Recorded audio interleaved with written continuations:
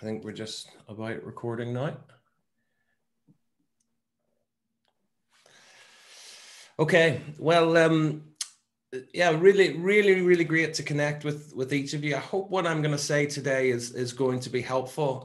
One thing that I would love just to set a culture for our time together is I'm a big fan of interaction. So I've heard that you're an engaged group and a talkative group. So you know, feel free. I will obviously give time for Q&A.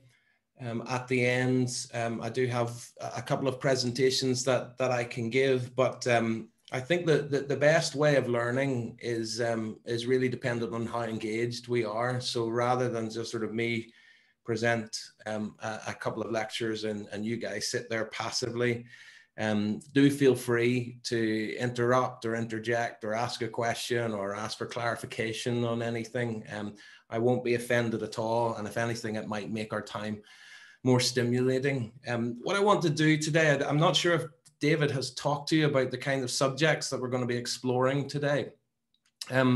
Questions of apologetics fall into really different types of categories. To generalize slightly, I think they fall into three main categories. One is the question of rationality, that God and belief and Christian faith and stuff like that is irrational. It doesn't measure up, it doesn't cohere with good thinking and evidence and things like that. Another common objection is just that it's irrelevant. So last week I was speaking at a university here in Northern Ireland on the question of happiness and why bother with God if you're happy. And I think that question really just highlights that some people they're not necessarily convinced that it's irrational. They're not convinced that there's major problems with it, but they just don't see the relevance to it for their lives. But the other objection, and I think it's one that's becoming increasingly more prominent in our culture, is the question of morality, the moral argument against God, and questions not just that Christianity is irrational or irrelevant, but actually it's immoral, and some of the ethics and some of the ideas behind it are to the detriment of humanity rather than thoroughly promoted and geared towards human flourishing and things like that. So we're going to look at that because all of these essentially centralize around this question of what is the true nature of Christianity, and more importantly, what is the character of the God of the Christian faith? Can he be trusted?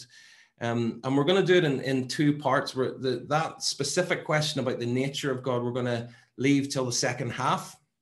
And we're going to explore the question in the second half, God of love, God of judgment. How can God be both a God of love if he's also a God who is committed to judgment and to justice? But in this first session, for the next sort of 35 minutes or so, I want to look at this question of would the world be a better place without Christianity? So it's more than just the character of God. It's really looking at, is Christianity a virus? Is Christianity and belief in God dangerous? And so I think that was a prominent accusation that came from the New Atheists about 10, 15 years ago, and in some of their writings, again, sort of related to some of the religious extremism that was growing up off the back of September the 11th. But it also takes various different guises in terms of questions of freedom, questions of ethics, sexual ethics, reproductive ethics, all those kinds of things. So I'm just going to share some thoughts on that. I'm going to share my screen. Do feel free to interject if that will be helpful. I hope that you'll be able to see the screen as much as possible. I know sometimes you need to navigate PowerPoints with the little screen on the front of your window, but hopefully it won't sort of distract or cover over quotes or anything like that. So this is a quote from Richard Dawkins' famous book, The God Delusion, in which on page 1, he begins with this. This is how the book opens. He said, "Imagine with John Lennon, A World Without Religion. Imagine no suicide bombers, no 9/11, no 7/7, no crusades, no witch hunts, no Israeli-Palestinian wars, no Serb, Croat, Muslim massacres, no persecution of Jews as Christ killers, no Northern Ireland troubles, no honor killings, no televangelists fleecing gullible people of their money. Imagine no Taliban to blow up ancient statues, no public beheadings of blasphemers, no flogging of female skin simply for the crime of showing an inch of it. And of course, he's riffing on John Lennon's famous song, Imagine, where he basically, the whole song is about the idea that the world would be a better, safer, more peaceful place if there was no religion, no heaven above us and no hell below us. And that's, in a sense, what Richard Dawkins is asking us to imagine is deeply appealing. You do not need to think that God is a delusion in order to find this kind of world appealing. What one of us wouldn't want a world in which this is the case? But the question is the hope of this kind of world dependent on, as Dawkins suggests, a world without religion? Is it the case, as Christopher Hitchens says, that the abolition of religion as an illusory happiness of people is actually required for people's real happiness? Religion poisons everything, he says, and anyone concerned with human safety or dignity would have to fervently hope for a mass outbreak of secularism. This is Professor Steven Weinberg, who's a Nobel Prize winner for physics. And he said this: religion is an insult to human dignity. With or without it, you would have good people doing good things and evil people doing evil things. But for good people to do evil things, that takes religion. In other words, it's easy to sort of categorize people into two groups, the goodies and the baddies. But the thing that turns otherwise good people into dangerous people is religion. And I think that the best place to start here is really to acknowledge that atrocities have occurred in the name of religion. Whatever we feel about this question, the fact is that it's not an abstract question. For many of us, we've seen bloodshed on our streets, we've seen murder and massacres and pop concerts in the underground. And much of it has been at least connected with and perhaps influenced, if not primarily motivated by, religious dogma, both recently and even perhaps even in history with things like the Crusades or the Salem witch trials. These things aren't fiction. So much so that in Britain, a 2014 survey in the HuffPost found that half of Britons believe that religion does more harm than good, and less than a quarter of those surveyed believed that it was a force, for good. And that caused one professor of sociology at the University of Lancaster to say that religion has become a toxic brand in the UK. Now, of course, this intersects with some of my contexts. I've told you I've grown up and lived in Northern Ireland for the majority of my life. Obviously, Northern Ireland, as Richard Dawkins has reminded us, is a place that is often identified as the kind of thing that religion precipitates, that the troubles and the massacres in Northern Ireland were the result of religion, and without religion, we wouldn't have had it. And also add to that some of the questions of how there's been clerical abuse. If you go to the south of Ireland, and in a context where certainly the Catholic Church, but not just the Catholic Church, where religious institutions had tremendous influence over people, and cultural religion was deeply significant. And yet that brought a degree of power and authority and influence from religious leaders, and also the impression of trust. And that was trust that, as we're awfully finding out now, has been misplaced. There's been a lot of abuse. There has been abuse of people who have different ethical positions. abuse of people who are in the LGBT community and things like that.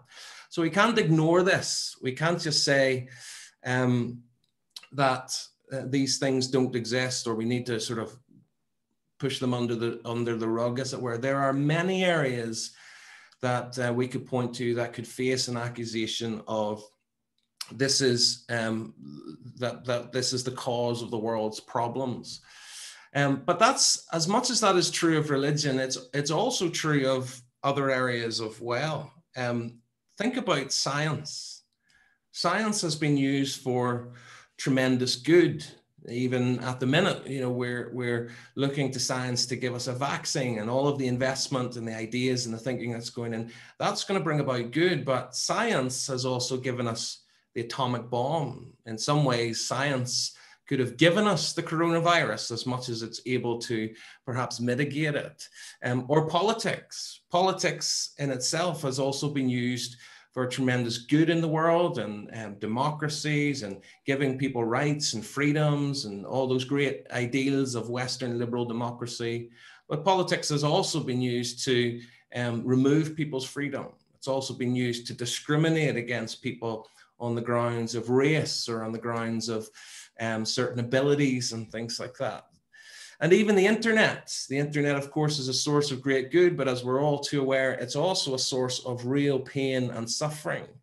And so in some ways we could say that the world would be better without science, but then I don't think most of us want to say that, or would be better without politics.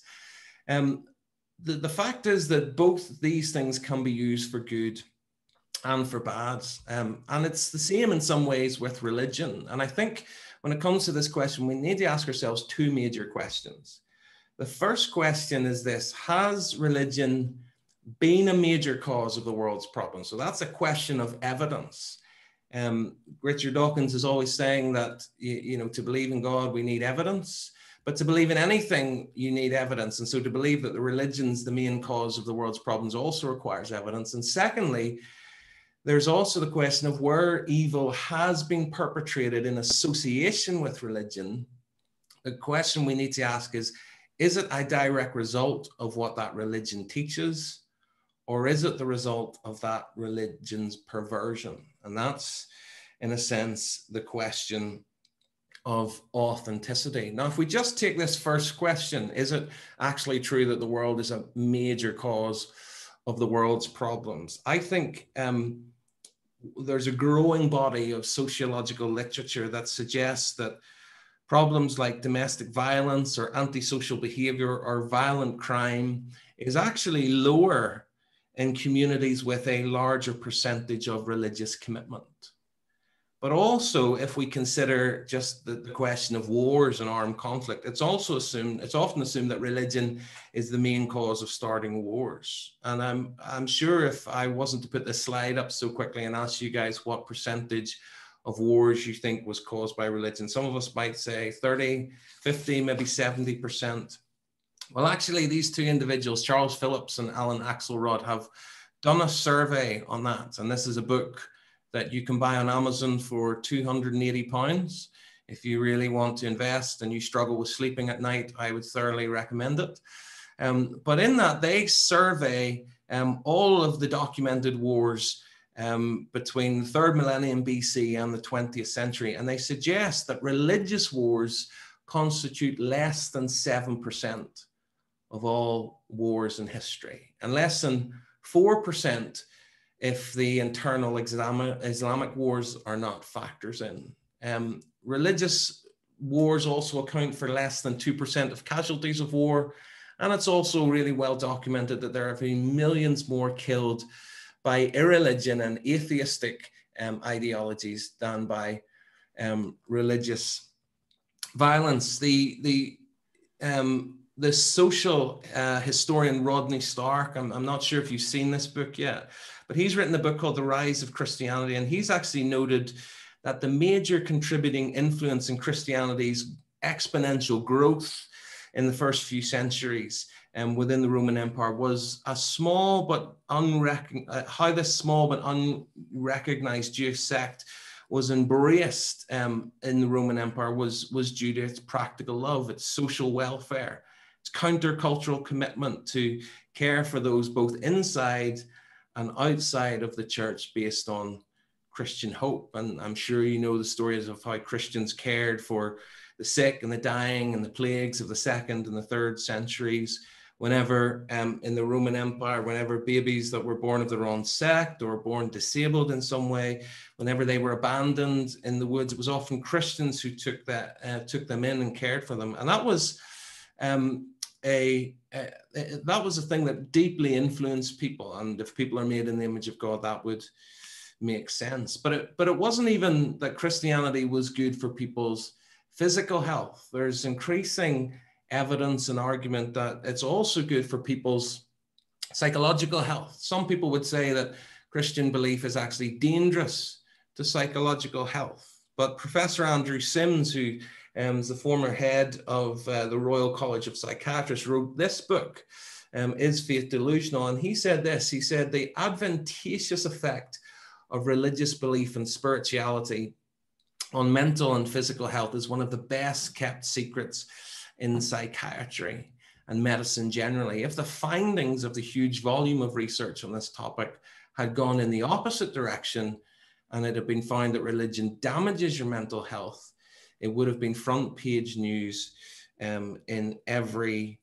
newspaper in the land. And one of the most honest accounts of this acknowledgement of the good that Christianity often brings to the world is in a piece by the Times journalist Matthew Parris a number of years ago now, where Parris, who's a very committed atheist, accounted his experience of a trip to Malawi investigating Western care among impoverished regions. And he wrote this, he said, traveling to Malawi refreshed another belief too, one that I've been trying to banish all my life, but an observation that I've been unable to avoid since my African childhood. It confounds my ideological beliefs, it stubbornly refuses to fit my worldview, and has embarrassed my growing belief that there is no God.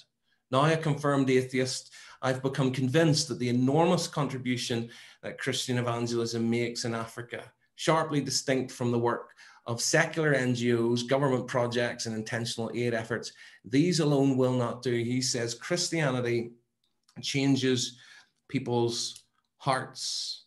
It brings a spiritual transformation. The rebirth is real, the change is good. I used to avoid this truth by applauding, as you can, the practical work of mission churches in Africa.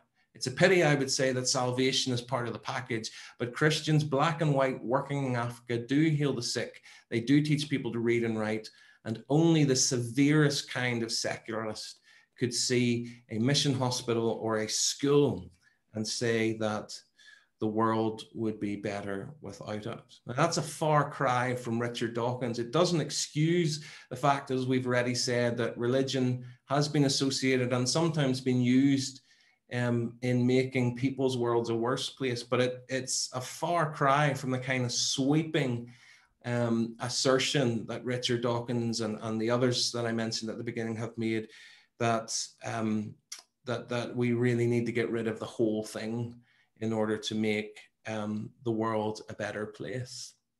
Now, this second question is worth looking at as well, because we need to ask the question, okay, well, granted that we have seen that religion can be a real cause for good, and the argument may not be as strong as some of the new atheists have already made, we need to ask this question: where evil has been perpetrated in association with religion, is it the direct result of what that religion teaches, or is it the result of that religion's perversion? Let me give you an example. This is a Samsung Galaxy Note 7, which was launched on the 19th of August in 2016, with some reviewers saying that it was going to lead the market in smartphone technology. Now, less than a month later, Samsung took the phone off the market and issued a recall of all previously sold devices. And the reason why was because the product was considered to be a danger to the public because it had an unstable battery that was making the phone catch fire when charging. There was a design flaw. The phone was inherently dangerous by design, and so it was recalled. But if I had another perfectly good phone and took it back to the shop and said to the person, well, it's dangerous, it catches fire, and the technician asked me, well, have you tampered with it in any way? And I said, well, yes. I opened it up. I quite like technology. I have, you know, a new toolkit that I like playing around with, and you know, I rearranged some of the components of the phone. But now it's dangerous. Every time I try to charge it, it catches fire. Would that phone be recalled? Would that incident issue a recall of the entire thing? Well, of course not. And the reason why was because it wasn't dangerous by design. It was dangerous by how I misused it in ways that it was never meant to be used. And I think we need to consider that that same reality is possible when it comes to faith. Now, of course, I can only speak for Christianity, and every religion needs to speak for itself. But we really need to ask this question: is the evil that is sometimes connected with Christianity a result of Christian teaching itself?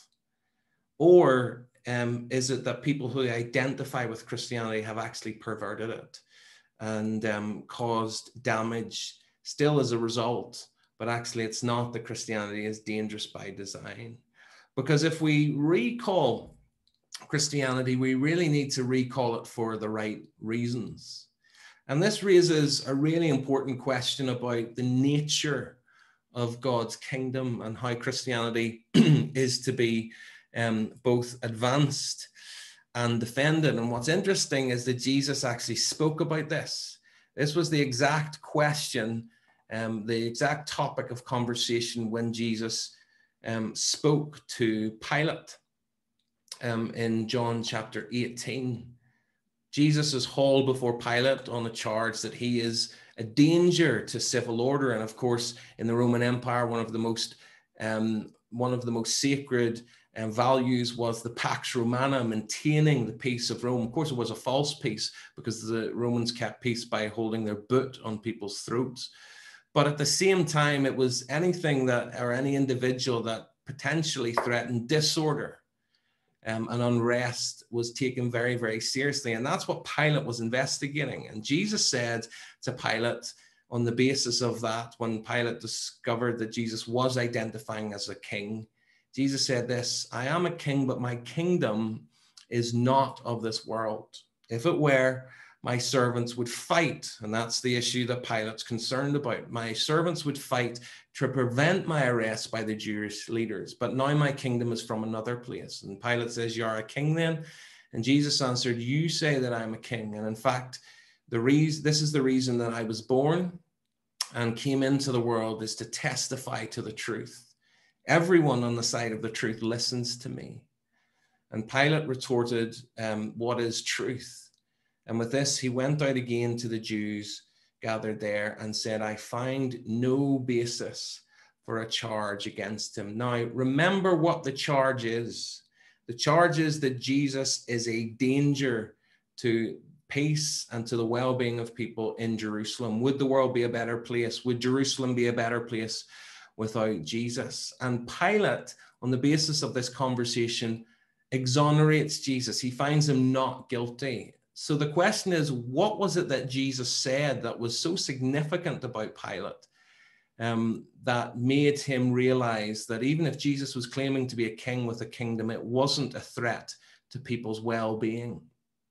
And I think the issue is really around, again, this question of the nature of the kingdom.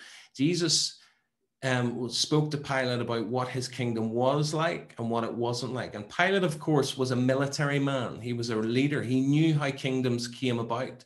And often they came about through power and coercion, the strong overcoming the weak, whether people like or want to be part of that kingdom or not. But Jesus said, my kingdom is not like that. It doesn't come about by force or by power or by taking away people's freedom. If it was, then my servants would actually fight, but they're not fighting. And the reason why is because here is how, here's the nature of my kingdom. Here is how people come to be part of my kingdom. I was born and came into the world to testify to the truth. And everyone who is on the side of the truth listens to me. And the reason why I think Pilate exonerated Jesus was this, that there is one thing that you cannot impose by force or by taking away people's freedom, and that is their conviction about the truth.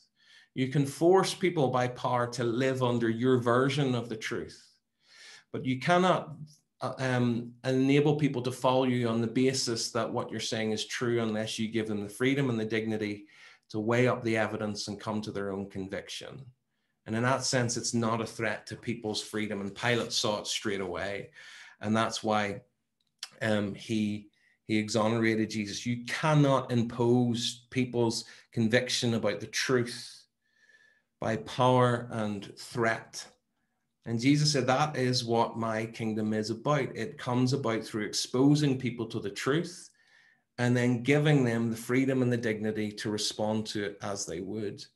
And so in that sense, Christianity is advanced by the witnessing to the truth and people freely coming to believe it as truth. You cannot get people to believe that something is true by force or threat. Now, that's not to say that all of Jesus' followers always got that, because they obviously didn't. And I think the Bible's very honest about this, helpfully so.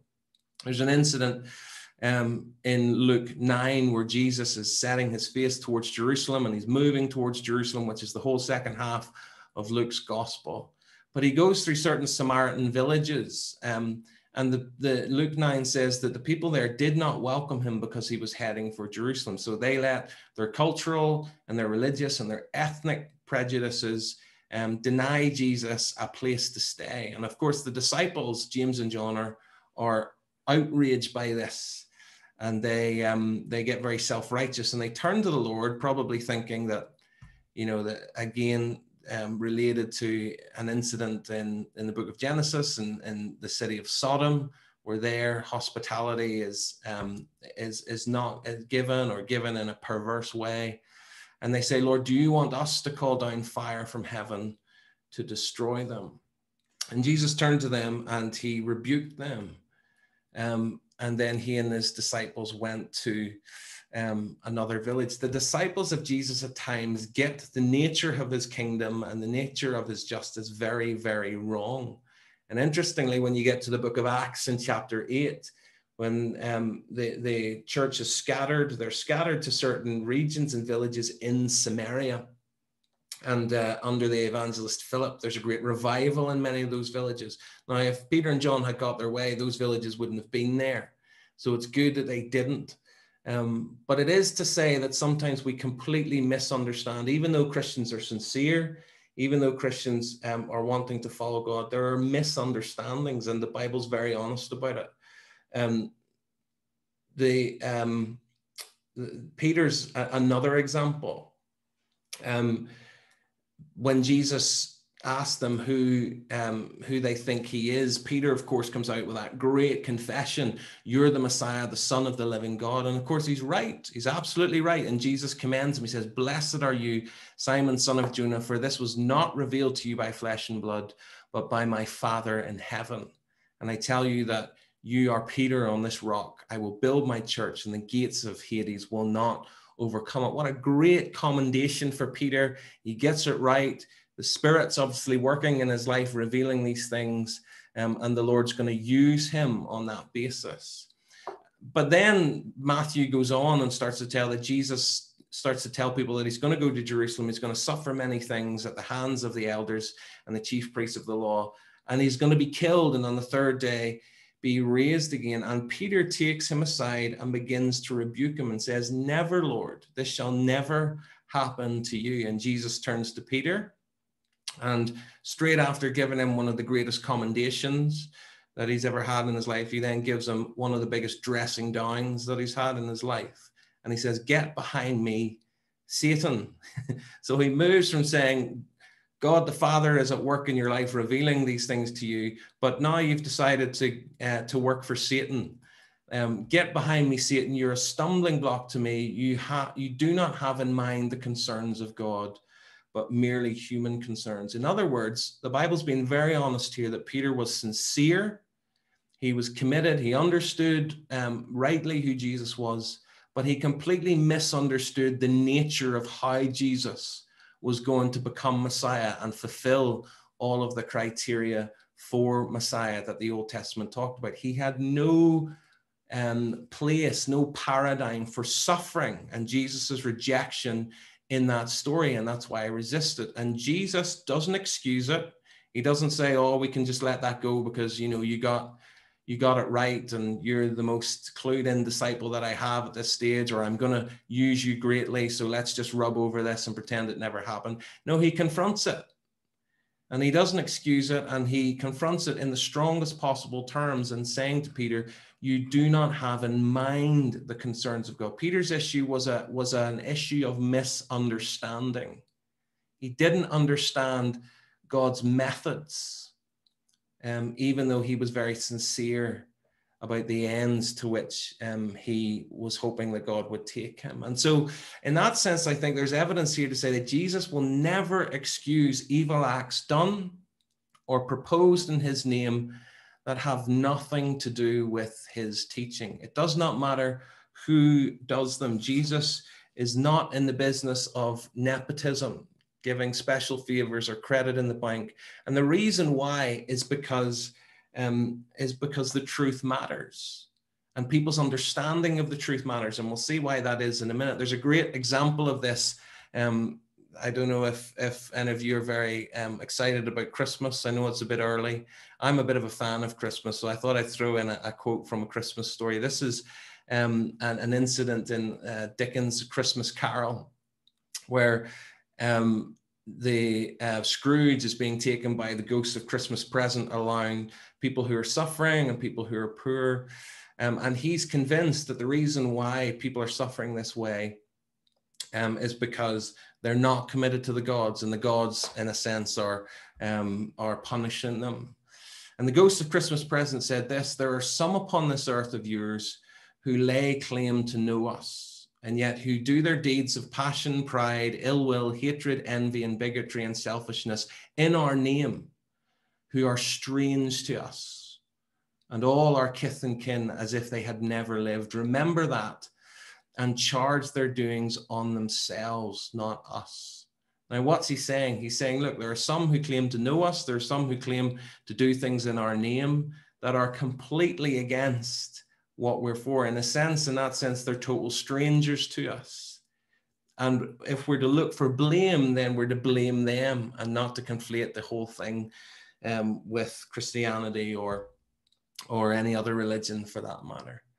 And so the question is, what is the alternative? If we're to kick out Christian morality and to say that Christian morality is, a dangerous thing and God is a delusion, we need to question where we actually get a basis for morality for. And it's possible, I think, to make anything that we set up, even if we think that God is a religion or God is a myth and we don't consider ourselves religious, I think it's possible to make anything into an absolute and put it in a God position. And in effect, it can become a dangerous thing. This is a quote by a scholar called William Kavanagh, who writes a book called The Myth of Religious Violence. And he's not in a sense saying that that religious violence or violence in the name of religion is a myth. What he's saying is that only religion, the idea that it's only religion that causes violence is a myth. He says the argument that religion is poisonous and others like them where they fail is in trying to separate a category called religion from a particular tendency towards violence to a putatively secular reality that is less prone to violence. He says there's no reason to suppose that so-called secular ideologies such as nationalism, patriotism, capitalism, Marxism, and liberalism are any less prone to be absolutist, divisive, and irrational than belief, for example, in the biblical God. Belief in the righteousness of the United States and its sovereign duty to impose liberal democracy on the rest of the world has all the ultimate concern, the community, the myth, the ritual, and the required behavior of any so-called religion. He says that secular nationalism of that kind can just be as absolutist, divisive, and irrationally fanatical as certain types of Christian, Jewish, Muslim, or Hindu militancy. It is not enough, therefore, to claim that worship of God is absolutist. The real question is what God is actually being worshipped. And all that to say then that we should not judge a worldview, whether it's a Christian one or not a Christian one, by its abuse. And that raises the question then of, okay, well, if it's not in religion, where does the true source of the world's problems lie? What is it that makes the world a dangerous place? If science can be used for danger, if politics can be used for danger, if the internet can be used for danger, and even religious ideas can be used for danger, what's the common denominator in all of those particular things? And I think the common denominator is human beings. The heart of the problem when it comes to making the world a worse place is the problem of the human heart. And I think that's where the Bible is deeply compelling. You may have seen this quote that's attributed to G.K. Chesterton, where there was a question that was posed in the Times newspaper many, many years ago that raised the question, what's wrong with the world? And G.K. Chesterton wrote this reply. He said, "Dear sir, in response to your question, what is wrong with the world?" He said, "I am yours faithfully, G.K. Chesterton." And Alexander Solzhenitsyn, who is a Russian novelist who was persecuted under the communist regime in the Gulag, he wrote a book about his experience. And he said this: "If only it were all so simple." And remember now the quote that I gave you at the beginning from Steven Weinberg. There's goodies and there's baddies.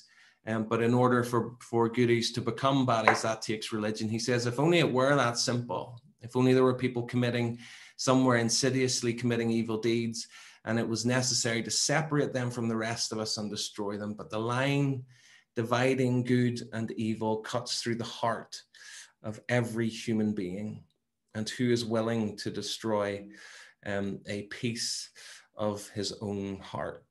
And of course, it's no surprise then that one chapter after human beings have sinned against God and fractured their relationship with God, that there's a fracturing of relationship with one another, where two brothers, not in obedience to God, but in disobedience, where one kills the other.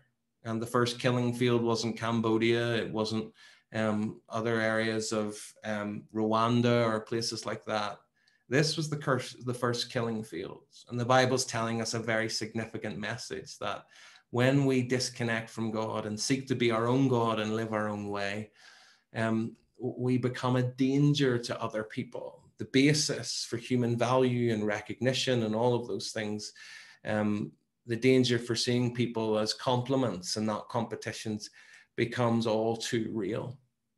And if, therefore, I'm just going to round this up now, if the problem then really is the human heart, the question is there anything that can change the human heart? Is real change possible if we all have that potential at different levels to make the world a better place, but also to make the world, not even on a large scale, but to make another individual person's world, or the world of our family, or the world of friends, or the world of people who trust us and we break their trust, to make their world a worse place? Is there real change that is possible? Is there a power that can change the human hearts? Well, I take you back to the words of our atheist friend, Matthew Paris. He says that that Christianity changes people's hearts. It brings spiritual transformation. The rebirth is real and the change is good. And of course, that is the promise of God in Scripture, the promise of the new covenant in Ezekiel 36, where God says, I will give you a new heart and a new spirit will I put within you, and I will remove the heart of stone from you and replace it with a heart that's God-willed, not self-willed. And I will put my spirit within you and enable you to live the way I intend for you. In 2 Corinthians 5, if anyone becomes a Christian, they become a new creation. Old things have passed away and everything becomes new. And I'll finish with this story. I'm not sure if you know who this individual is. This is a good friend of mine. I was talking to him a couple of weeks ago. His name's Tom Tarrants. He's the former director of the C.S. Lewis Institute in Washington. But what most people don't know about Tom Tarrants, he's a lovely man in his 70s, very gentle, gracious, kind, one of the most godly men that I know. But most people don't realize that he was also this man. And as a young man in his late teens and early 20s, he was one of the most wanted men in America because he was a deeply committed racist. He hated blacks, he hated Jews, he hated communists, and was absolutely committed to ridding them of out from America in order to protect American values. And ironically, he was also convinced that this was a Christian perspective to take. Of course, he, like Peter, was thinking the things of men, not the things of God. But it led him to commit all kinds of atrocities, where he plotted with a couple of friends of his to blow up the home of a prominent Jewish judge in Mobile, Alabama. And he was caught. He was betrayed by one of his colleagues and was caught by the FBI, and all kinds of firefights and things like that broke out. His partner in crime that night was a 22-year-old teacher, female teacher, who was killed by a bullet that hit her in the neck as they tried to escape. Tom managed to get away and drive down the road with police cars shooting and firing after him. Eventually, they managed to disable the car that he was driving in, but rather than sort of give up, Tom decided that he would take out an Uzi and fire on the vehicles, the police vehicles behind him. And being shot himself a number of times, he managed to hit a number of police officers. He even hit a police officer in the heart. He was eventually, wasn't expected to live, but miraculously lived, was sent to a maximum security prison in Alabama, decided that he didn't like the accommodation and so broke out with a couple of colleagues, was eventually caught again and put back in prison, still riddled with this ideology. A man who most of us would say made the world a very dangerous place. The first book that he read when he was in prison for the second time was Mein Kampf by Adolf Hitler. And when those didn't satisfy, he eventually began to read some philosophy and eventually began to open up the pages of the New Testament and read the Gospels for himself. And he was stunned by what he read, because everything about his former life that he thought Christianity affirmed, it actually challenged. And he was radically converted. And despite most people at the time in the prison and in the authorities thinking that he just got religion in order to get less time, that was 50 years ago. And he's been radically changed since, and now lives his life engaged in reconciliation. I don't think there's more perfect an example that I know that Christianity changes people's hearts, that actually Christianity at least is not something that we want to get rid of in order to imagine a more perfect world, a world without violence and hatred. But if this is what Christianity can do, then it may be the only hope for that kind of world. Martin Luther King, on receiving the Nobel Prize, said that there was two things that would be needed to achieve the kind of world that Richard Dawkins asked us and John Lennon asked us to imagine at the beginning. He said this: what we would need would be unarmed truth and unconditional love. And the reality was that for Martin Luther King, for Tom Tarrants, and for many others, those two qualities were epitomized in the person of Jesus Christ. Well, so would the world be a better place without religion? Well, it really depends what the content of that religion is. But if Jesus' kingdom is not of this world, and if the purpose for its advance is to testify to the truth and allow people to respond to it.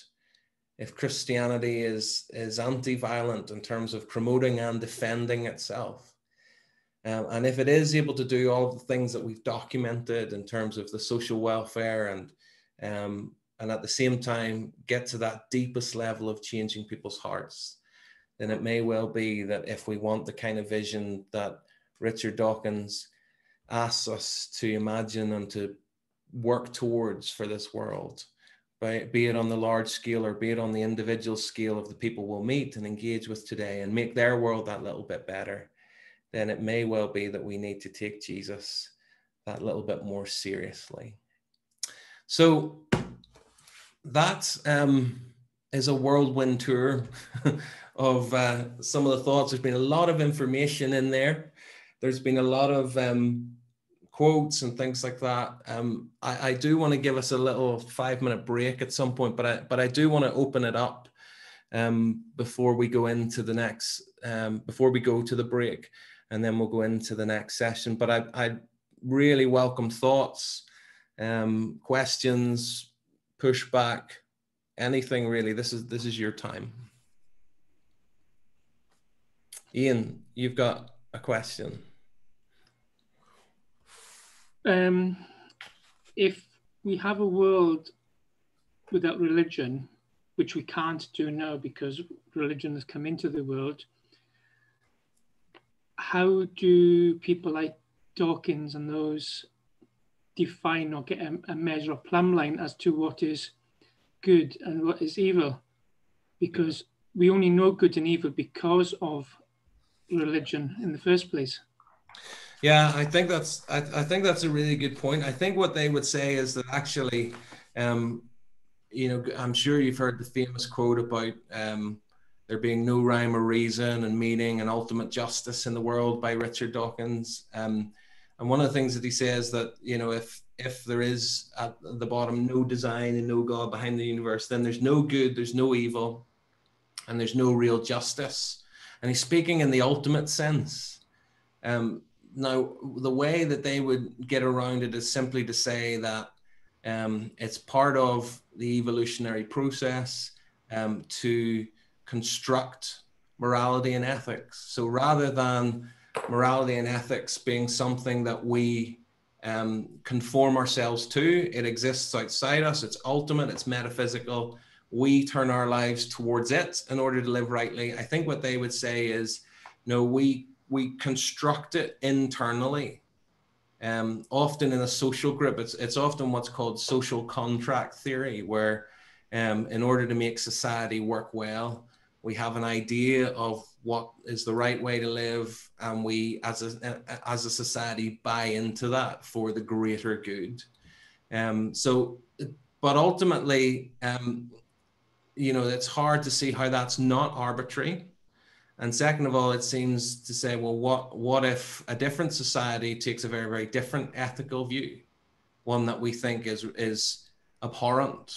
We might be able to say it's abhorrent according to our theory of justice and ethics, but we can't say that it's ultimately abhorrent. So one society says, love your neighbor. Another society says, eat your neighbor. And we can't ultimately say that the society that says eat your neighbor is a far worse society, because morality is based on what we construct. And if they construct something different from us, then that's right for them, but it may not necessarily be right for us. And I think that's why Dostoevsky, the famous Russian writer, in his novel, The Brothers Karamazov, says this famous statement. He says, if God does not exist, everything is permissible. In other words, what he's saying, he's not saying that if you don't believe in God, you don't know how to be a good person. He's not saying that at all. There are plenty of people who don't believe in God who are more moral than Christians at times. What he's saying is you don't have an ultimate basis for morality. The only basis is personal preference or societal preference. You can't say that it's ultimately wrong. And so in that sense, theoretically, everything is permissible. If you take their argument of the evolutionary way, I could take out the weaker people below me. because that's the way of evolution. The stronger people live. Yeah. And also looking at the communism way, communists tried to take up religion. It was obviously there underground, but they banned all religion in the early days of communism. Mm-hmm. And yet the atrocities of the Communist Party was absolutely abhorrent. So that speaks for itself about taking religion out. Yeah, I think so. I think it's and it's often something that's not talked about enough. People who would attack the Christian faith or religion in general are often quite silent about the moral atrocities of atheistic regimes. And of course, they would want to separate between the ideologies of atheism and communism and things like that, and the things that were perpetrated by communists. And that's fair enough. There might be a basis for that. But if that's true, then they have to give religion the same credit. They're not prepared to make that distinction when it often comes to Christianity or Islam or something like that. And so in that sense, it's unfair.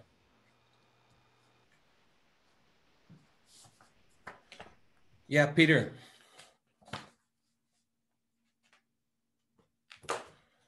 Unmute, Peter.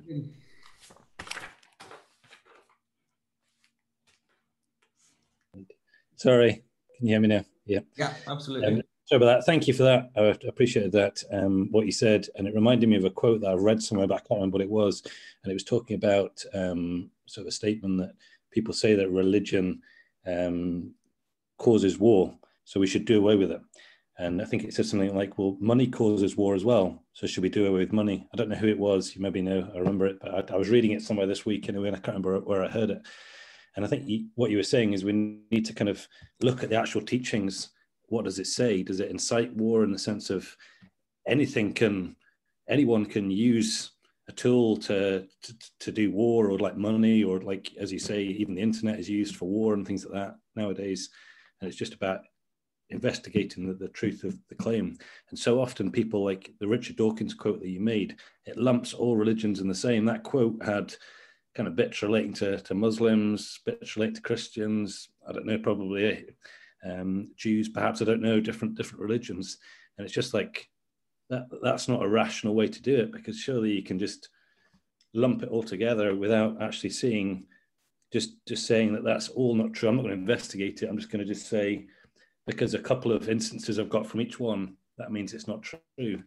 So that was kind of a statement. And the second question I had, I think sometimes our society today, it's a bit more subtle. People see, like, evangelicals particularly are being seen as quite dangerous.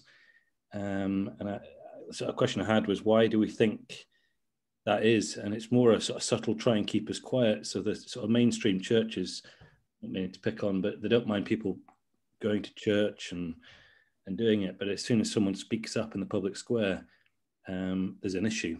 And is it to do with the sort of political agenda, the inclusiveness of society, and Christianity isn't seen as being inclusive enough? Or what do you see as the kind of main sort of perhaps more subtle reasons why Christianity is seen as, or particularly evangelical Christianity is seen as being dangerous?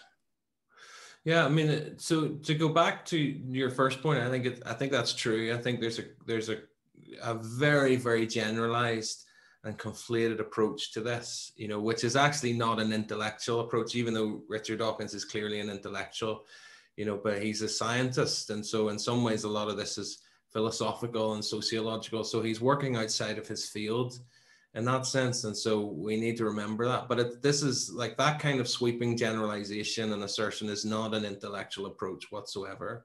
And the idea that you would expect rational thinking people to, to sweep religion all under the same brush and say that, Islamic extremism can be put into the same category as peace-loving Amish and things like that is absolute nonsense. I think people deserve more credit than that.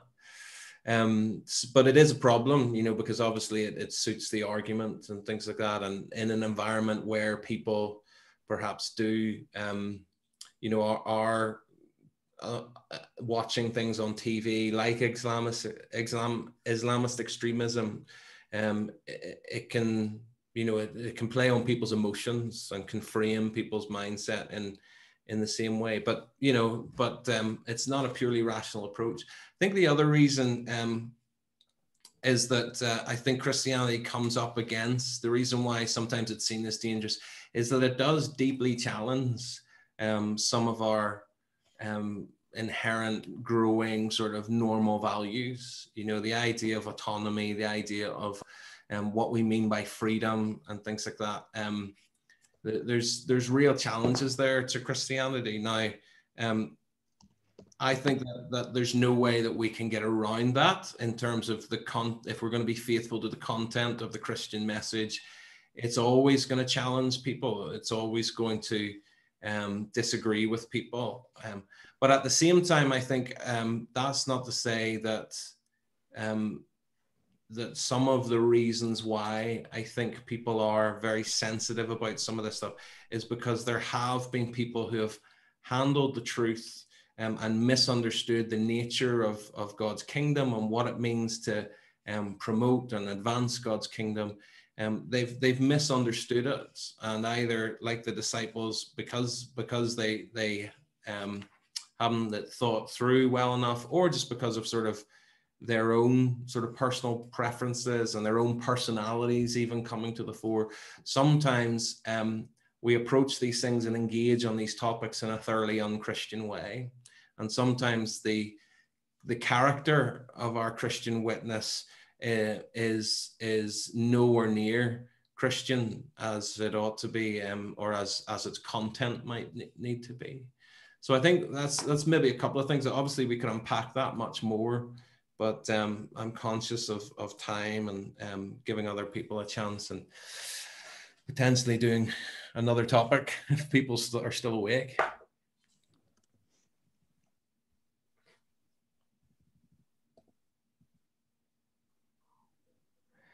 Any other thoughts or questions? Gareth, I'm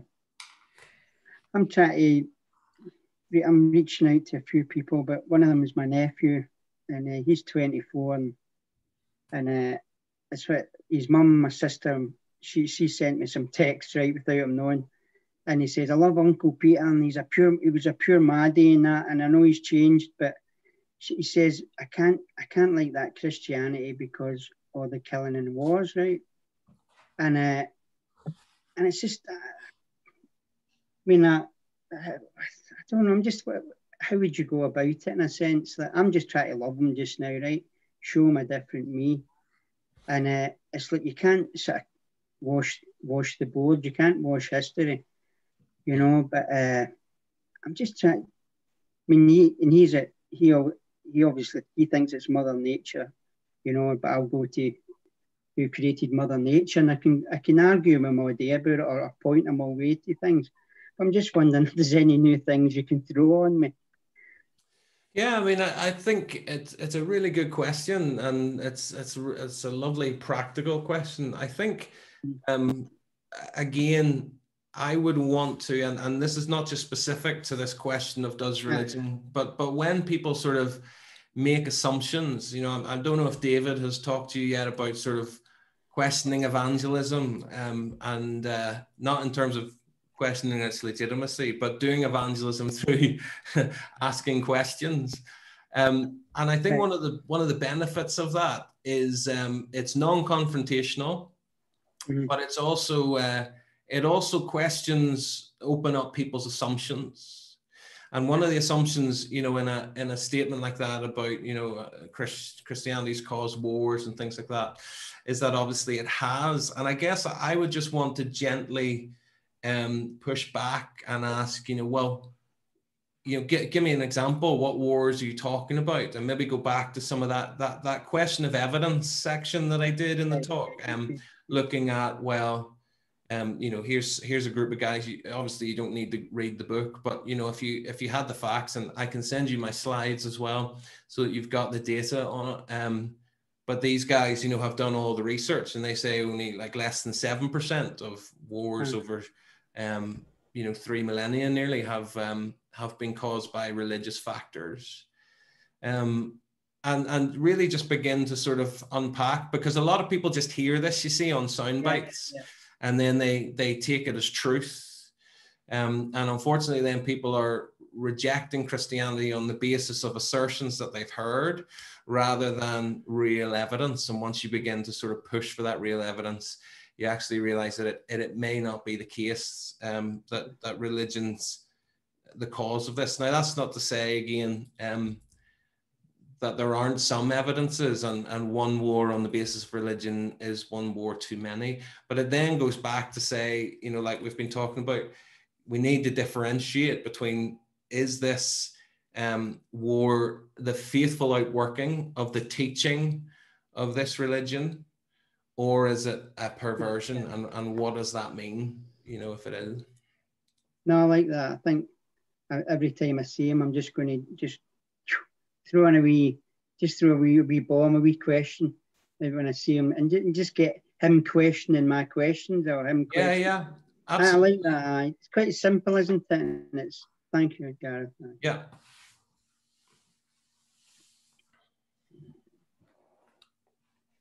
Okay, folks, I'll let you guys decide. Would you like a break? Do we need like a comfort break or a 5-minute cup of tea break, or would you like to just keep going? I'm conscious that it's 12 and we want to finish at 1.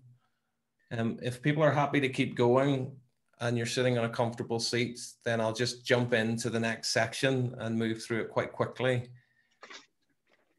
Is that okay? We'll just keep going.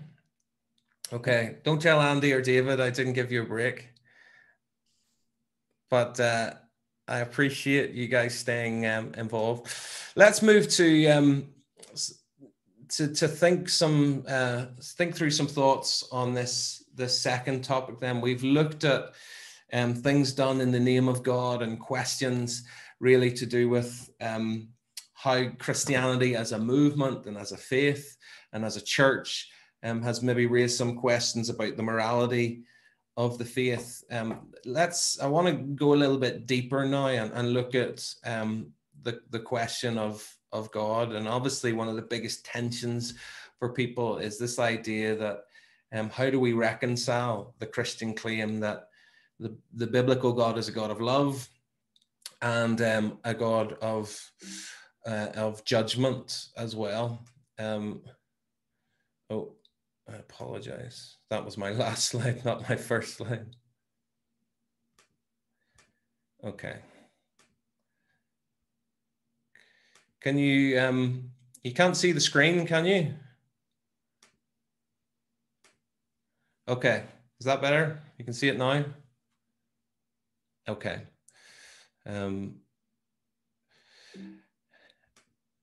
And I think a lot of the reason why this is a tension for people is, as we've talked about, some of the big ideas in culture at the minute. So, you know, this is a very, very popular idea that love and judgment are, in that sense, mutually exclusive. We're living in a culture at the minute where many of the contemporary cultural maxims are things like, don't judge me, you do you, haters are going to hate, and it's not for me to judge. And I think sort of underpinning that is then this idea, as Rebecca McLaughlin talks about in her book Confronting Christianity, that we 21st century Westerners hate judgment. We fear being judgmental, and we blame horrific crimes on mental health problems, religious extremism, or educational deficits. Now, I'll come back to some of that later on, but it is to simply say that I think we've become a culture that cannot reconcile the idea of love with judgment, that these two are mutually exclusive. And so it doesn't make sense that the Christian claim that God would be both. And in that kind of culture, as Tim Keller says in his famous book, The Reason for God, he says, divine judgment is one of Christianity's most offensive doctrines. And I know that, if you're a preacher or a teacher, or even if you're engaged in some ways, this whole question of, don't talk about judgment, don't talk about the wrath of God, or you'll offend someone. That's really the thing that most ministers and most preachers and things are often most keen to avoid. And as I've said, at the heart of this question is a question of the character of God. Is the Christian God morally trustworthy? I was reading recently in Revelation, and you'll be familiar with Revelation. You'll be familiar with chapter 4 through to chapter 7, which is really addressing this question of if God is Lord, if Jesus is Lord, if there is a moral government beyond ourselves and beyond our preferences, and it's not socially constructed, but there is another world, and there is a kingdom beyond these earthly kingdoms, and it's a moral kingdom. And the question is, if we worship God, on what basis do we do so? And of course, in Revelation, we have those great songs and scenes of worship around the throne, and Revelation is giving us insight and understanding into what the nature of this throne and this government is. And in Revelation 5, you see the elders and the living creatures standing before the throne and saying things like, "Worthy is the Lamb who was slain to receive power and wealth and wisdom and might, honor and glory, and blessing." And of course, we sing those types of songs very often in church. But it always strikes me that Christianity is making a statement here that the reason why the one on this throne is to be given power and wealth and honor and glory freely by moral agents, such as human beings, is that he's worthy of it. It's not just that he'll destroy us if we don't. It's not just a worship based on threat.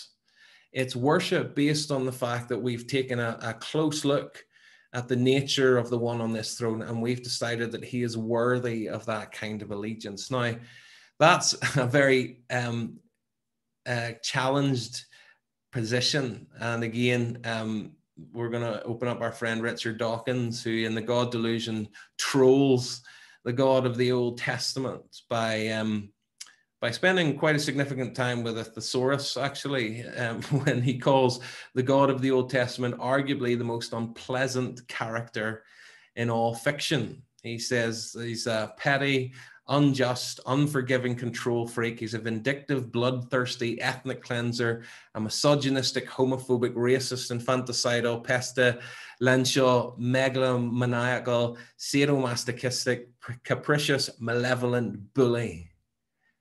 So there you go. Imagine that on your school report. That's what Richard Dawkins thinks of the God of the Old Testament. Couldn't be more distinct, couldn't contrast more with the picture that we see in Revelation. And in fact, one of Dawkins' disciples, the former evangelical pastor Dan Barker, has actually written a book with this very title, God, the Most Unpleasant Character in All Fiction, in which he takes each one of those descriptors that Dawkins used and writes a chapter on how the God of the Bible is essentially exactly what that criticism describes, to the point where one reviewer of this book says Dawkins and Barker have both written books encouraging readers to become atheists who knew that all they really had to do was direct everyone towards the Bible. And it's interesting that this is a bit of a generalization, but very much in Western culture over the last centuries, we were, perhaps over the last 1,000 years, we were a culture that drew our ethics and our understanding and our values from the Bible. And now increasingly, we're blaming the Bible for what's wrong with ethics. We're reacting to biblical ethics in order to create what we think is a more just and fair and tolerant society. And one of the issues in this question of God of love, God of judgment, is really this issue of semantic confusion. That is the challenge of what we mean by using certain words, the challenge of language and what we mean when we use certain terms. And we don't always agree with each other, even though we use similar terms. We don't always mean the same thing. This is my former boss, Michael Ramsden.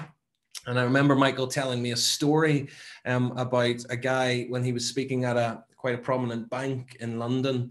A guy told him a story about a friend of his whose son was applying or trying to get into one of the local, one of the best private schools in England. And the way that these things work is that there's an interview process, and the boy is brought before the headmaster, and he's allowed to be accompanied by his dad.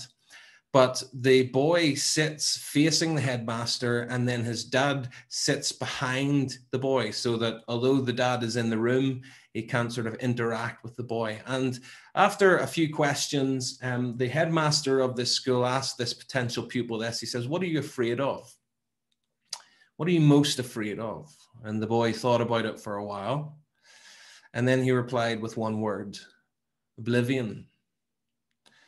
And the headmaster was deeply struck at the profundity of this question. I mean, oblivion could mean to not exist in someone else's mind. It could mean to not exist at all. And the interview went well, and the father was very proud of his son, but he realized at that point he couldn't get out of his head that although his son had done really well and got into this private school, his son lived in terror of oblivion. And eventually on the journey home, the dad plucked up the courage to ask his son about it and said to him, "You know, when you were asked that question about what you find most scary, and you said oblivion, why did you say that?" And the son turned to his father and said, "Well, that was the name of that really scary ride at the theme park that we went to not that long ago." Now, you see what's going on here. The headmaster detected a profundity in the meaning of that answer, oblivion, that actually wasn't there.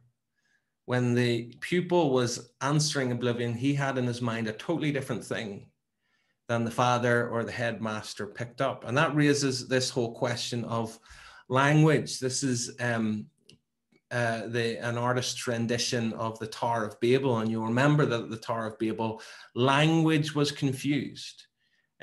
Meanings and things like that. And I think Genesis is telling us a profound lesson that actually, in order to build a stable society, one of the major problems is this question of language and the redefinition of certain terms, to the point where Lewis Carroll, who wrote the Alice in Wonderland books, said this through the character of Humpty Dumpty. Alice meets Humpty Dumpty, and Humpty Dumpty says to Alice, "When I use a word," Humpty Dumpty said in rather a scornful tone, "it means just what I choose it to mean, neither more nor less.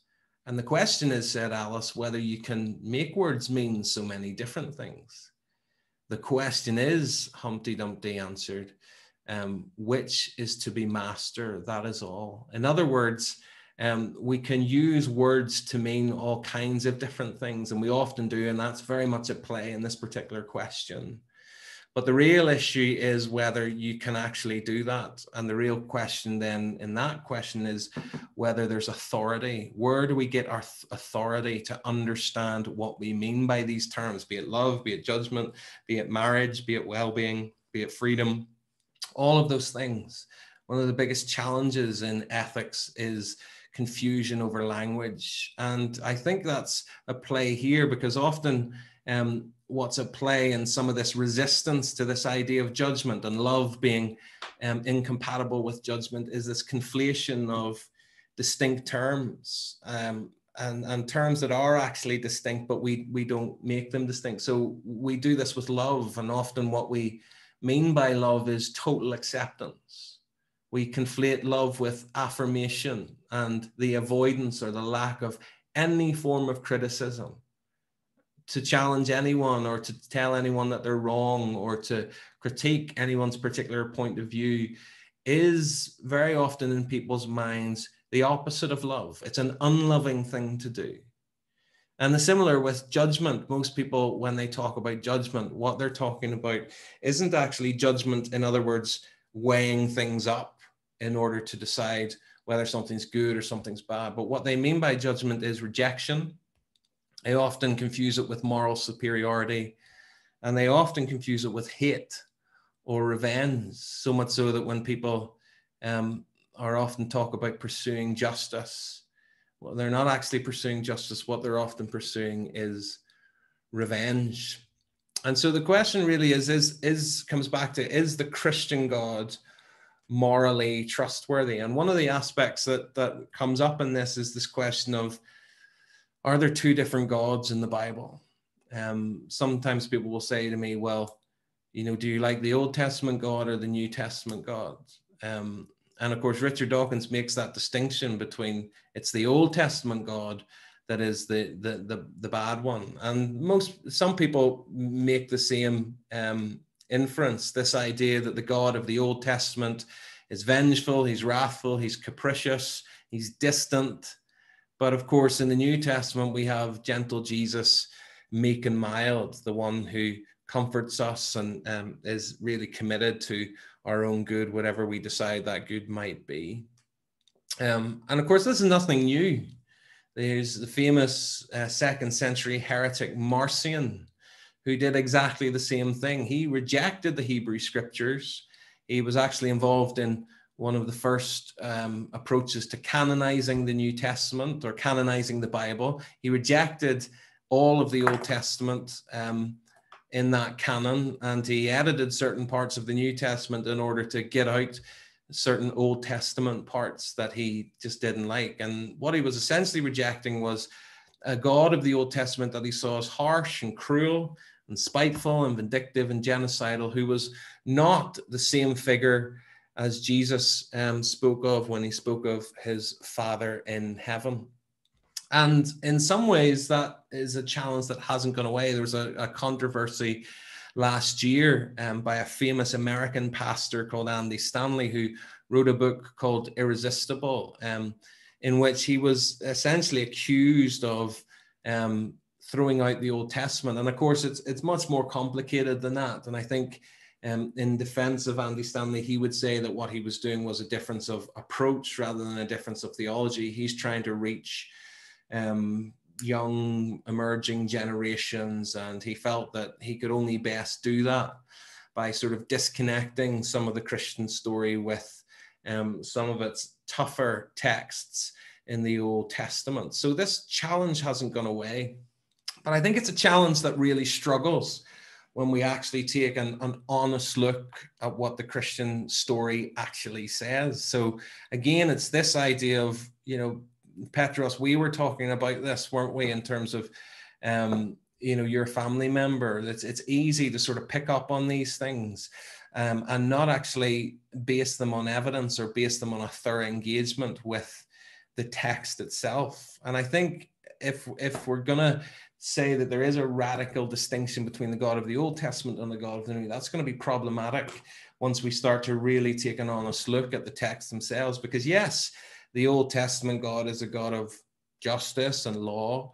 But he's also a God who's engaged as a loving creator, who wants to be known, who's not distant. He's a God who's described as merciful and gracious, slow to anger, and abounding in steadfast love and faithfulness in Exodus. He's illustrated as a loving husband, extending mercy after mercy to an unfaithful wife. Think of the picture of Hosea. He's a God who, even in his law in the Old Testament, makes provisions for the poor and the vulnerable, for women and for foreigners.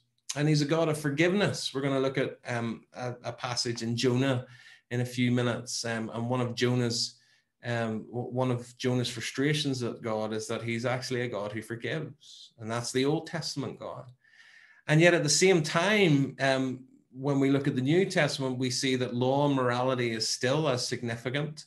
And in fact, Jesus's moral standard might be actually higher, because in the Old Testament, the law was largely about what you did, whereas in the Sermon on the Mount, Jesus begins to take it much deeper, that actually these things begin in the heart. And so even if you don't commit adultery with a woman, or you don't kill your brother, but you hate them or you lust in your heart, that's just as guilty.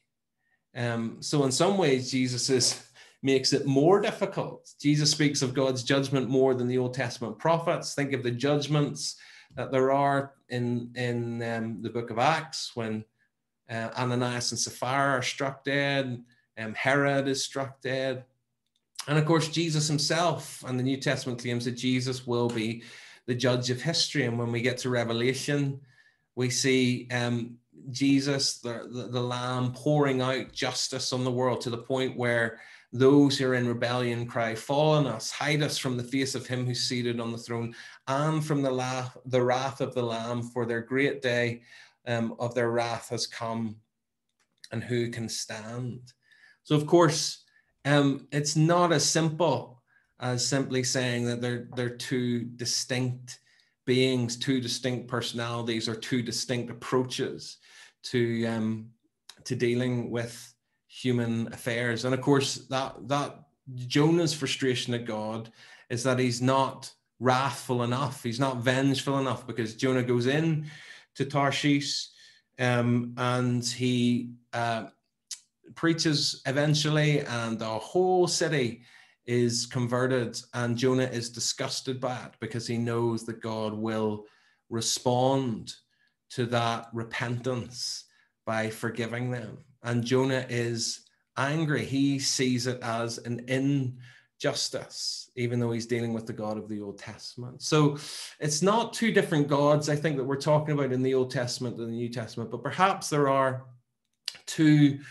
What we do have is two coherent ways of pursuing the same moral goal. The Old Testament talks about laws written on stone, and the New Testament talks about laws written on hearts. Now, I don't want to go into this. I was going to talk about this a little bit more thoroughly, but we're very much running out of time. But I could pick up on that in the Q&A. So I'll move beyond that because I want to think about okay, if these aren't two distinct gods, then let's think about these two ideas of what it actually means for God to be a God of love and a God of judgment. And we need to think about what love actually is, because as we've said, most people think that love and judgment are mutually exclusive. And increasingly, sociologists have talked about certain cultures being either an honor and a shame culture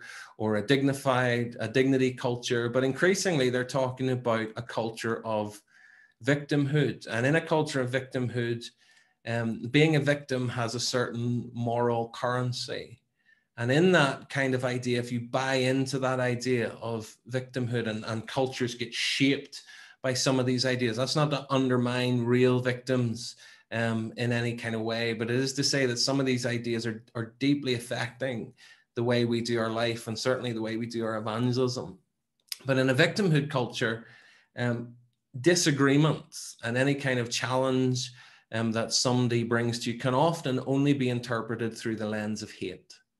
So in a victimhood culture, anything that I say for you is often through the lens of love, but anything that you say to me, if it's not affirming, is often conflated with hate and danger, and that's why people get no platformed and things like that. And so judgment is often seen as hate and rejection, and therefore it's the opposite of love. But I'd like to suggest that rather than these two things being opposite, I'd like to suggest that true love exists only in the presence of judgment, not in its absence. I don't know if any of you are fans of Pride and Prejudice, but there's a great scene in Pride and Prejudice where Mr. Darcy engages with Elizabeth, and right at sort of one of the pivotal moments in the novel is where he finally confesses his love to her, but he does it in a very interesting way. So he basically says, I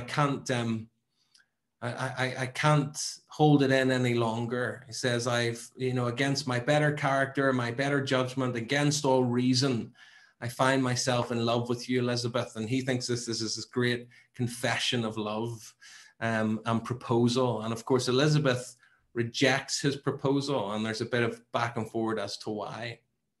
And then Darcy says to Elizabeth, might I ask why, with so little endeavor at civility, I am thus repulsed? In other words, why are you rejecting me, and why are you rejecting this proposal so quickly? And she says this, well, I might as well inquire why, with so evident a design of insulting me, you choose to tell me that you liked me against your better judgment.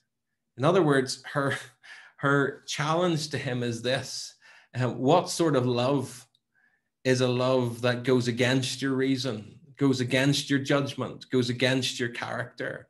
If that's the kind of love that you have for me, then that love is not worth anything at all.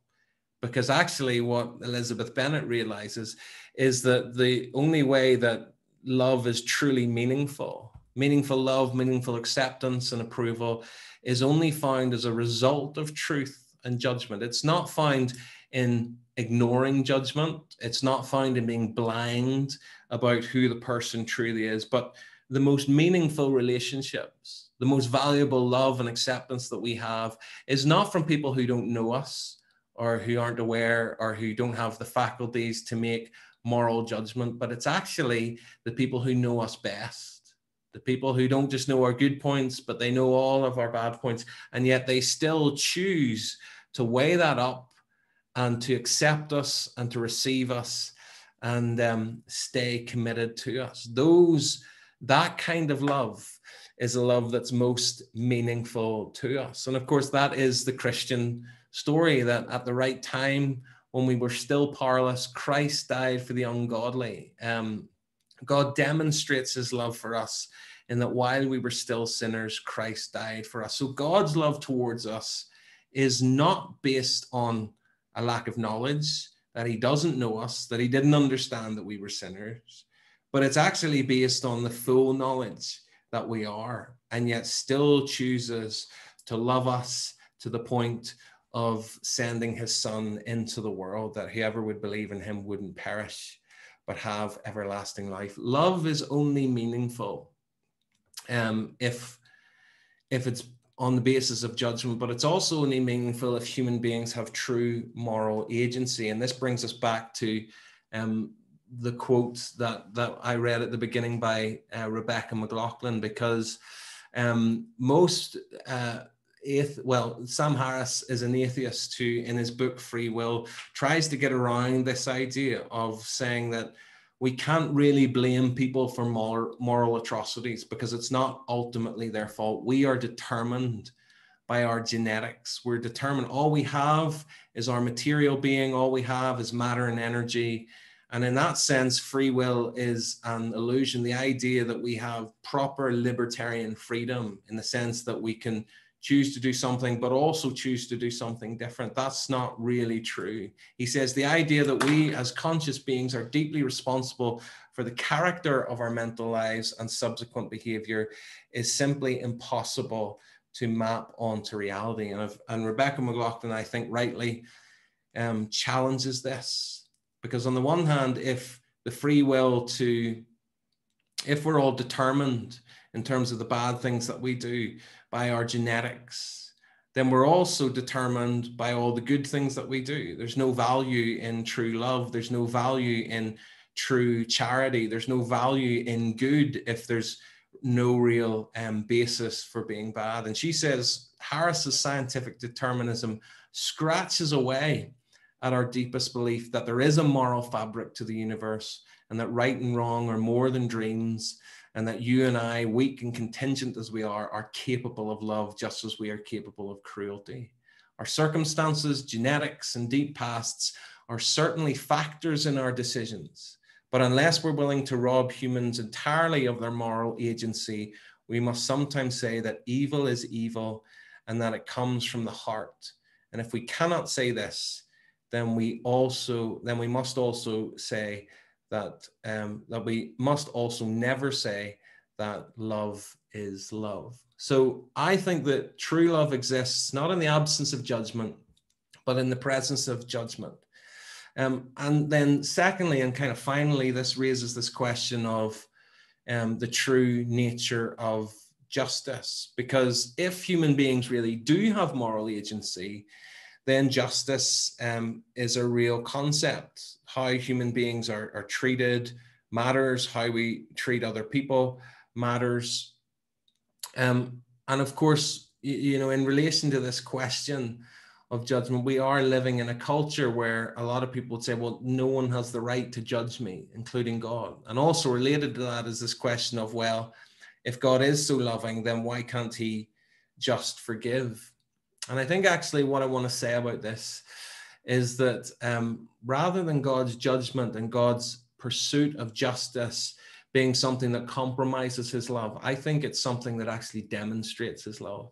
Miroslav Volf is a theologian who grew up in Yugoslavia, in war-torn Yugoslavia, where he noticed and witnessed daily all kinds of moral atrocities committed against his neighbors and family and things like that. And he wrote on this and said this. He said, although I used to complain against the indecency of God's judgment or God's wrath, I came to realize that I would have to rebel against a God who wasn't wrathful at the sight of the world's evil.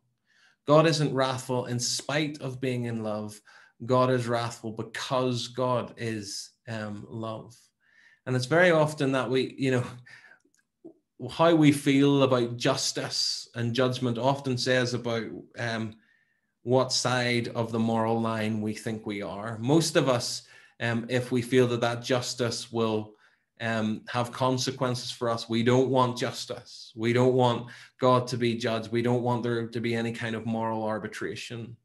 But when we know someone who's been attacked or abused or being treated really badly, who's been facing injustice, then suddenly it's very different and we cry out for justice. We sing about it, we write poetry about it, we pursue it, we enact all kinds of initiatives in order to get it.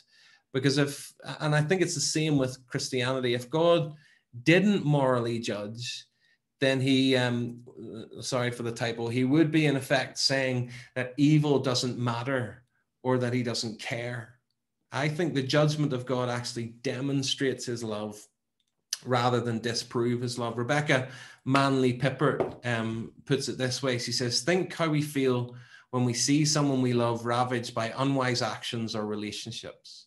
Do we respond with benign tolerance as we might towards strangers? Far from it. Anger isn't the opposite of love. Hate is. And the final form of hate is indifference. God's wrath is not a cranky explosion, but his settled opposition to the cancer which is eating out the insides of the human race he loves with his whole being. And of course, Revelation picks up on that as well, where you remember in Revelation 5, where the seals on the scrolls, which are speaking of God's wrath and God's justice being poured out on the world. Initially, John asked the question, who is worthy? Or sorry, the angel asked the question, who is worthy to break the seals and open the scroll? And no one in heaven or on earth or under the earth could open the scroll or even look inside it. And John weeps, and he weeps because no one was found worthy to open the scroll. And in a sense, that's exactly right. If there's no such thing as justice, if there's no moral arbitration, and people can get away with whatever they want, and people who are abused or victimized or face injustice can never have hope that there will be ultimate justice, that is a world to weep at. And that is a world that is a very, very dangerous and difficult place. But it also raises this question, okay, well, if God's judgment is a reality, will it be just? And again, the Bible addresses this. Think of Abraham in that dialogue that he has with God. God is going to pour out his justice on the rebellion and the evil of the city of Sodom. But interestingly, before he does that, the Bible says that God felt, he said, shall I keep from my servant Abraham what I'm going to do? In other words, God felt it necessary to communicate with Abraham that he was going to bring justice. And the reason why that was important was because obviously Abraham is learning to trust God. But what kind of God is he learning to trust? And I think if we're in the business of introducing people to God, we really ought to be telling them that God is a God of justice. But I think that it's important that people understand on what basis that justice will come about. Will it be fair? And that is, of course, Abraham's question. Will the judge of all the earth do right? Will his judgment be fair and right? And again, that brings us back to Jonah, where Jonah's frustration, knowing that God is a judge, his frustration at God's mercy in the context of Nineveh is because he sees it as a failure of justice. He knows what the Ninevites are. He knows what the Ninevites do. There's no question of the evil and the atrocities that were perpetrated in that city. And yet God forgives them. And Jonah's very frustrated at God because he sees an injustice and he wants revenge and he hates the Ninevites. But that's not what God's judgment is. God's judgment isn't revenge. It isn't hatred. As Rebecca Manley Pippert says, it's God's calculated, fair response to a broken world and a world that's rejected him.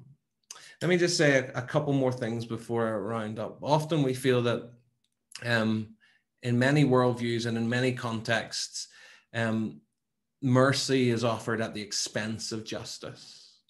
Often if you've done something towards somebody that you care about, and then you go to them and you ask for their forgiveness, and they say, oh yeah, no problem, it doesn't matter, I forgive you.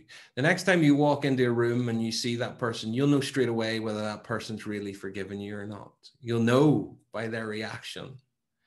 And you might go to them again and you might say sorry, and they might be, oh, don't worry, it doesn't matter. But the issue is that it does matter. And the reason why judgment is so important is because if God wasn't engaged in justice, he would be saying that evil and immorality don't matter. But of course, in the Christian story, rather than mercy being given at the expense of justice, it's mercy is given through justice. This word that God says when Jonah gets angry and wishes he was dead, God says to him, you have been concerned about this plant, though you did not tend it or make it grow. It sprang up overnight and died overnight. And should I not have compassion for the great city of Nineveh, in which there are more than 120,000 people who cannot tell their right for their left? It's interesting, this word compassion is actually a compound word. It talks about being moved at the depth of your being. And it really looks at sort of has two aspects to it. One is to make an absolute moral judgment. That's what compassion means. It means that you look at something, you don't excuse it, you don't say it's doesn't matter. You say it's morally evil, and yet you still then secondly choose to show mercy. And of course, there's no greater example than that God's love and God's judgment come together in beautiful unison at the cross of Christ. And Paul talks about this in Romans, where he talks about God being both just. In other words, God's not forgiving us at the expense of justice, but he's also the justifier of the one who has faith in Jesus. Love, God's love and God's justice come together in full unison in the cross of Jesus. God made him who knew no sin to be sin for us, so that we might become the righteousness of God. And so rather than these two things being mutually exclusive, I think in the Christian story we find that they work together, and that in the cross of Christ we have a real basis for understanding that rather than these things be a moral problem for the God of the Bible, they're actually to his credit. And so we can sing like Revelation that God is worthy of that kind of worship and devotion because he is worthy. He should be given that glory and honor, dominion and power, because he's proved himself to be worthy, not overlooking justice even among his most adherent followers, but calling out love and the opportunity of forgiveness even to the most ardent of his enemies. So, guys, I feel that we're just about out of time, but I do want to give you an opportunity to come back and ask some questions just before we wrap up today. And I do hope that that's been helpful. We lost a bit of time at the beginning, but I think it was important to just get to know you and to give you an opportunity just to share your story. I certainly appreciated that, and we'll be praying for you. But are there any final questions, either related to the first talk or the second talk at this stage?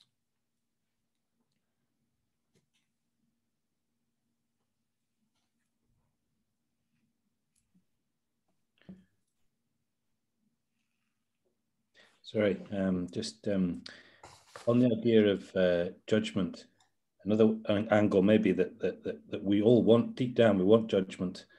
If somebody crashes their car, crashes my car, or steals my car and crashes my car, we want there to be judgment for that. And we just don't want judgment against ourselves. We all want love, but love is kind of raised up, isn't it? As being, I think that's what you were kind of saying in your talk, that it's raised up as being more important. But deep down, we all want judgment, don't we? Yeah, I think, and that's what I said about, you know, how you feel about the reality of judgment says a lot about what line, what side of the moral line you feel you fall on. In that sense, you know, most of us, you know, if we've done something wrong, we want to avoid judgment. We don't want judgment to be a reality, particularly if we conflate judgment with rejection.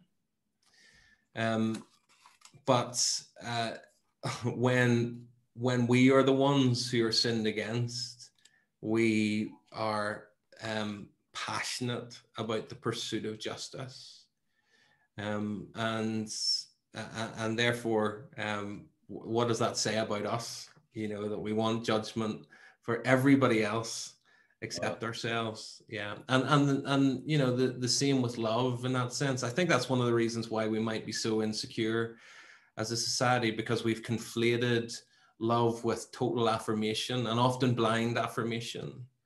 And so in a sense, we live very often, certainly online, in social media and things like that, with a projection of ourselves that's not completely true. And people affirm that, but we know it's not the full story.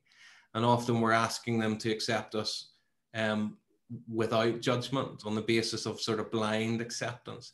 And that's no secure basis for relationship. And I think that's why sometimes we live in such insecurity. So we want love for ourselves, but we want judgment for other people.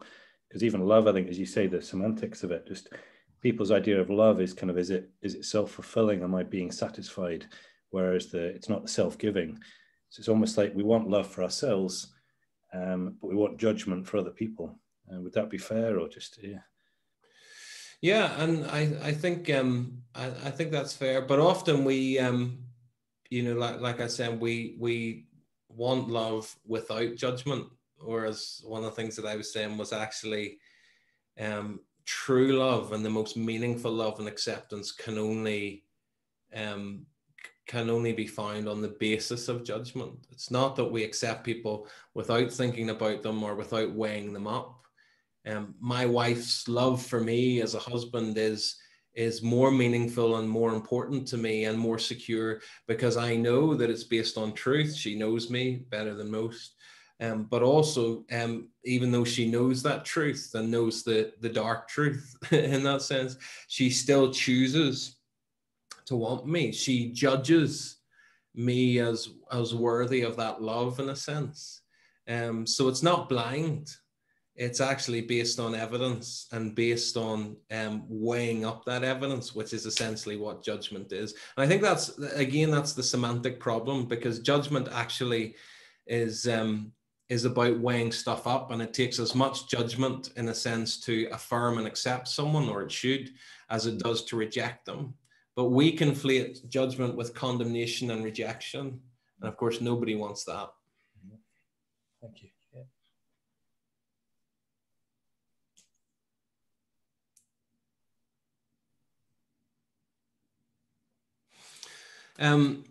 If there are no more pressing questions, I will release you.